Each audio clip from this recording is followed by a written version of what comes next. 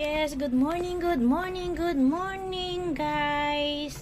Tayo magluluto na ating pananghalian. Ayan ang ating bumili kami sa palengke ng mga buto-buto. So nilaganan isang buto-buto, tapos kumuha ko ng isang liempo para at least may taba-taba.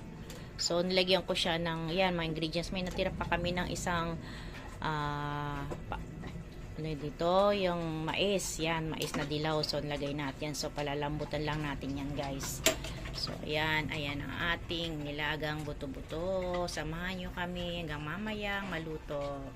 So ayan, nilagay na natin ang ating repolyo. So ayan, so palambutan muna natin siya.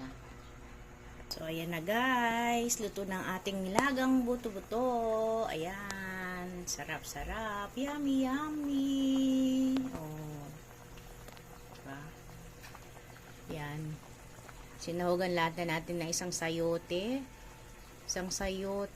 isang patatas, isang mais na dilaw, isang sibuyas, isang nor cubes, tsaka isang kilong buto-buto at kalahating liempo. Ayan na guys, kakain na tayo. So God bless, bye bye.